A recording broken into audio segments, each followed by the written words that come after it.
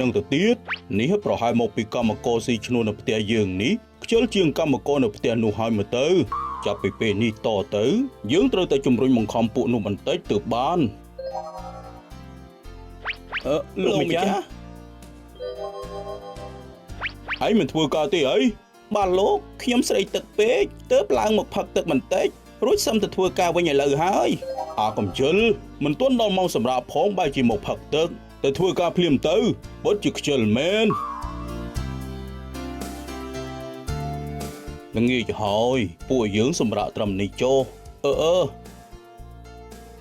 លោកម្ចាស់មិនបានជាឈប់ធ្វើការទៅហើយទើបតែម៉ោង7ល្ងាចសោះនឹងបេះផ្លែឈើរួចរាល់អស់ឬនៅ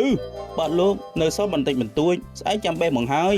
បើធ្វើការតែបែបនេះតើមួយថ្ងៃនឹងបានផលប្រមាណទៅហេតុអីបានជាឆាប់យប់យ៉ាងនេះមិនពន្យាពេលបន្តិចទៅ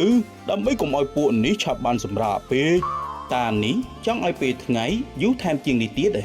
បានហើយចំណាយលុយជួលពួកនេះមកធ្វើការធ្វើបានតែពេលថ្ងៃឲ្យគត់ទេវតាពិតជាលំអៀងពេកហើយមិនឲ្យពេលថ្ងៃវែងជាងពេលយប់ទៅណោះសូមគោរពលោកម្ចាស់ខ្ញុំឮថាមានគ្រូសិលមកពីទិសខាងត្បូងចូលក្នុងភូមិយើងនេះគ្រូសិលនោះនិយាយថាគាត់អាចកែប្រែមេឃដីនិងពេលវេលាថ្ងៃយប់បានថាម៉េចមានគ្រូសិលអាចកែប្រែពេលវេលាបានផងទេវតាពិតជាបានស្ដាប់ឮគោលបំណងរបស់យើងហើយឯងឆាប់ទៅអញ្ជើញគាត់មកជួបយើងភ្លាមមកជំរាបសួរលោកគ្រូសូមអញ្ជើញលោកគ្រូពិសាតែរួចពិសាម្ហូបអាហារដ៏មានរសជាតិឆ្ងាញ់ជាមួយខ្ញុំចូលលោកឲ្យគេហៅខ្ញុំមកនេះមានធុរៈអីដែរបាទខ្ញុំឮថាលោកគ្រូមានសមត្ថភាពឲ្យកែប្រែមេឃដីទាំងមូលបានអញ្ចឹងហើយទើបខ្ញុំចង់ឲ្យលោកគ្រូជួយខ្ញុំនិយាយមកចង់ឲ្យខ្ញុំជួយអី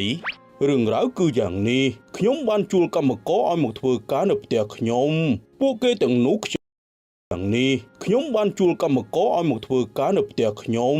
ពួកគេទាំងនោះខ្ជិលណាស់បន់ឲ្យតែថ្ងៃឆាប់លិចនឹងឲ្យឆាប់បានទៅផ្ទះអញ្ចឹងហើយទើបខ្ញុំចង់ឲ្យលោកគ្រូជួយអូសបន្លាយពេលវេលាពេលថ្ងៃថែម6ម៉ោងទៀតដើម្បីឲ្យពួកគេឈប់ខ្ជិលនិងធ្វើការបានយូររឿងនេះគ្មានអីពិបាកទេក៏ប៉ុន្តែអាស្រ័យលើទឹកចិត្តរបស់លោកតែប៉ុណ្ណោះបាទអស់ប្រមាណចូលលោកគ្រូនិយាយមកចុះបញ្ហាមិនមែនជារឿងលុយកាក់អីទេតែបើលោកចង់ឲ្យសម្រេចតាមបំណងគឺក្នុងពេលដែលខ្ញុំធ្វើពិធីលោកត្រូវតែធ្វើការរបស់ពួកកម្មករនោះធ្វើរហូតដល់ពេលវេលាណាមួយដែលលោកចង់បានសំឈប់មានន័យថាយ៉ាងម៉េចលោកគ្រូងាយស្រួលទេលោកគ្រាន់តែធ្វើការឲ្យគ្រប់ម៉ោងដែលលោកចង់បានលោកធ្វើឲ្យជាប់កុំឈប់នោះបំណងរបស់លោកនឹងក្លាយជាការពិតហើយបាទលោកគ្រូរឿងអញ្ចឹងងាយស្រួលបំផុតហើយខ្ញុំនឹងធ្វើតាមសម្ដីលោកគ្រូ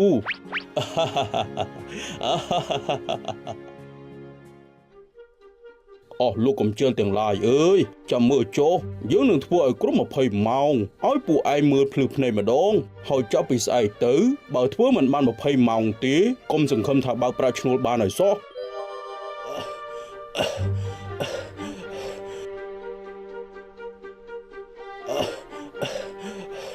លោកគ្រូតើខ្ញុំធ្វើបានប្រមាណម៉ោងហើយធ្វើទៀតទៅលោកគ្រូតើខ្ញុំធ្វើបានប្រមាណម៉ោងហើយធ្វើទៀតទៅមិនទាន់ដល់ម៉ោងសម្រាកទេទើបតែបាន2ម៉ោងហ្នឹង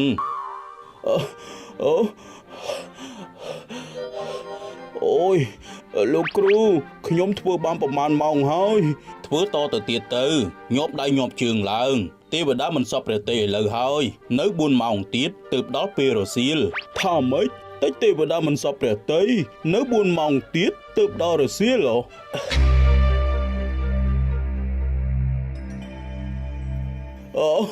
លោកគ្រូខ្ញុំធ្វើបានប្រមាណម៉ោងហើយបាទលោកម្ចាស់លោកបានសន្លប់អស់រយៈពេលជាង8ម៉ោងហើយលោកគ្រូសិលនិយាយថាលោកម្ចាស់មិនអាចធ្វើបានគ្រូសិលអស់សង្ឃឹមហើយចាកចេញទៅបាត់ហើយអញ្ចឹងគ្រូសិលមិនបាននិយាយប្រាប់ថាយើងនឹងត្រូវធ្វើអីទៀតទេបាទខ្ញុំគ្រាន់តែឮគ្រូសិលនិយាយថាទេវតាខ្ញាល់ខ្លាំងណាស់ចាំមើលតានេះចង់ឲ្យថ្ងៃវែងជាងយប់ដូចមុនទៀតអត់ឲ្យសមមុខគាត់ចង់ឲ្យថ្ងៃវែងជាងយប់ធ្វើបាបកម្មករខ្សត់ខ្សោយ សេចក្តីលោភលន់រមែងពង្វក់មនុស្សធ្វើឲ្យលែងស្គាល់គុណធម៌និងមនុស្សធម៌ក្នុងការរស់នៅចូលរស់នៅប្រកបដោយក្តីមេត្តាជ្រុំជ្រែងអ្នកអត់ដោយពាក្យចាស់ពោលថាអ្នកមានរក្សាខ្សត់ដោយសម្ពុតពាត់ពីក្រៅ